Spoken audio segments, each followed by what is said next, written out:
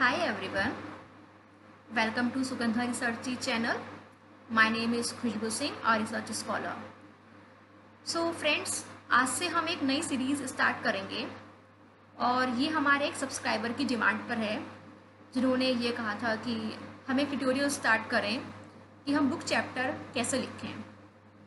सो ये जो हमारी सीरीज़ होगी ये 3 to 4 पार्ट्स में आएगी क्योंकि इसमें कंटेंट ज़्यादा है और अगर मैं सब कुछ एक ही वीडियो में बता दूंगी तो वो लॉन्ग हो जाएगा और थोड़ा कंफ्यूजिंग भी हो जाएगा.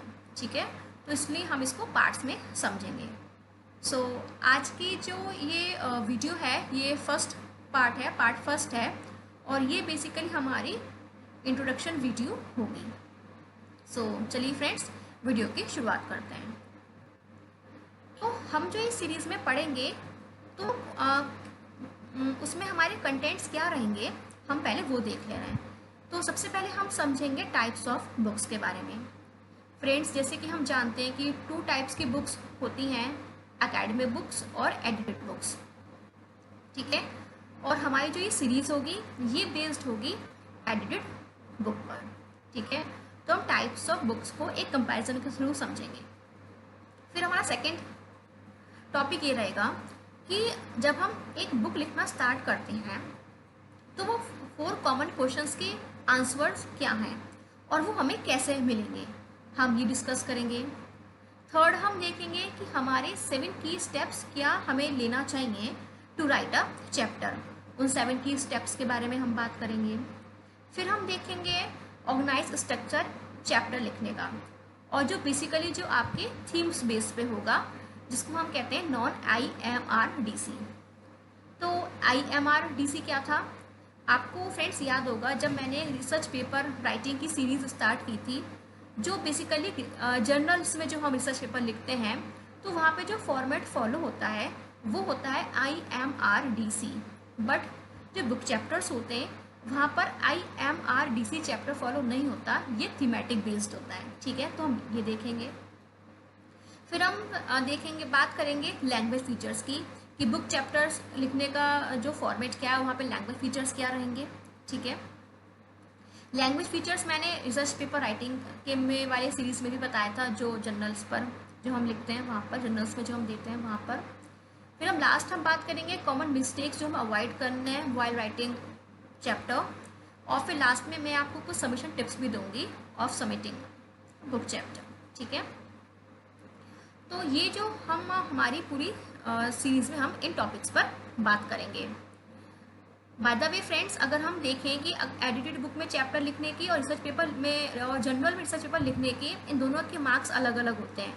और जो हमारे स्कॉलर्स जो होते हैं, जो हमारे जो राइटर्स होते हैं, वो जो ज़्यादा जो अच्छा मानते हैं वो कहते हैं कि जर्नल्स में हमारे रिसर्च पेपर पब्लिश होते हैं तो उनको हम ज़्यादा वेटेज देते हैं. बट फ्रेंड्स, अगर हम बिगनर्स हैं, ठीक है, बिगनर की श्रेणी में आते हैं और हम चाहते हैं कि हमारा भी कोई रिसर्च पेपर पब्लिश हो तो हम बुक चैप्टर से स्टार्ट कर सकते हैं. क्योंकि ये हमारी बुक चैप्टर लिखने से क्या होता है, क्योंकि हमारा जो टॉपिक होता है ना उस पर हमारी एक ब्रॉड अंडरस्टैंडिंग बन जाती है. क्योंकि जब बुक चैप्टर्स होते हैं वो थीमेटिक बेस्ड होते हैं, तो आप जाहिर सी बात है फ्रेंड्स कि अगर आपको किसी टॉपिक पर अपनी अंडरस्टैंडिंग क्लियर करनी है तो आप 40 to 50 पेपर्स को कलेक्ट करोगे. फिर उसको आप देखोगे कहाँ तक रिसर्च हो चुकी है, इसका ओरिजिन क्या है. ठीक है, और ये कहाँ तक रिसर्च आ गई है, कितनी रिसर्च बाकी है, किस किसने कर ली, कौन सी कंट्री में हुई है, एंड आगे जो भी रहता है. तो इस पर हम पूरा हमें ब्रॉड अंडरस्टैंडिंग अगर चाहिए तो वो हमें बुक चैप्टर से मिल जाती है. तो बिगनर्स के लिए तो बहुत ही अच्छी शुरुआत है कि अगर वो बुक चैप्टर से अपनी राइटिंग स्टार्ट करना चाहें. सो एनीवेज फ्रेंड्स, हम आगे बढ़ते हैं. तो अभी हम समझते हैं टाइप्स ऑफ बुक. तो वैसे मैंने कि आपको बताया कि 2 बुक्स होती हैं टाइप की बुक्स में जो हम ज़्यादा जानते हैं. एकेडमिक बुक होती है और एक एडिटेड बुक होती है. हम दोनों में ही लिखते हैं. ठीक है, दोनों ही एक ऑथर से लिखते हैं. तो एकेडमिक बुक में क्या होता है कि जो ये बुक जो होती है सिंगल ऑथर या फिर 2 ऑथर्स इनके द्वारा ही लिखी जाती है. बहुत ही स्मॉल ग्रुप ऑफ ऑथर्स होते हैं. और एडिटेड बुक में जो होता है यहाँ पे डिफरेंट ऑथर्स इन्वॉल्व होते हैं. ठीक है, सिमिलैरिटी क्या है, दोनों ही कॉमन थीम पर बेस्ड है, स्पेसिफिक थीम पर बेस्ड है, सिमिलैरिटी है। एकेडमिक बुक रही या फिर एडिटेड बुक रही, दोनों ही एक स्पेसिफिक थीम या स्पेसिफिक टॉपिक पर बेस्ड है, फोकस उसका एक स्पेसिफिक थीम पर है। डिफरेंस यहाँ पर ये रहता है कि जो एकेडमिक बुक होती है वो एक ऑथर के द्वारा ही लिखी गई होती है पूरी, और एडिटेड बुक जो होती है वो डिफरेंट ऑथर्स के द्वारा कंप्लीट की जाती है। तो जैसे जैसे हम एकेडमिक बुक में आगे बढ़ते हैं, और जैसे हम चैप्टर 1 पढ़ा, चैप्टर 2 पढ़ा, 3 पढ़ा, तो जैसे जैसे हम चैप्टर्स पर आगे बढ़ते रहते हैं, तो हमारा क्या होता है कि उस स्पेसिफिक थीम पर जो हमारी जो अंडरस्टैंडिंग होती है वो अच्छी होती रहती है। अगर हम एकेडमिक बुक की बात करें, ठीक है, अगर फिक्शन बुक रही, नॉन फिक्शन बुक्स रही, आप कोई भी बुक उठा लो, ठीक है, तो जैसे जैसे आप उन चैप्टर्स पे आगे बढ़ोगे तो आपके उस टॉपिक को लेकर जो आपका अंडरस्टैंडिंग है वो क्लियर होती रहेगी, ठीक है।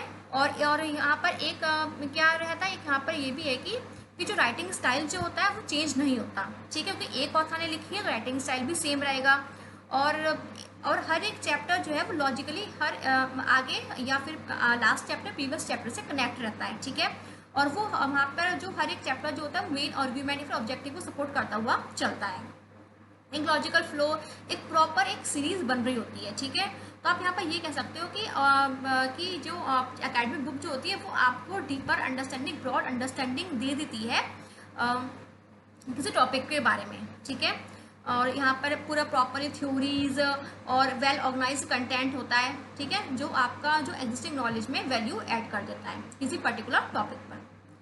एडिटेड बुक की अगर हम बात करें तो डिफरेंट ऑथर्स द्वारा लिखी गई होती है ऑन अ कॉमन थीम।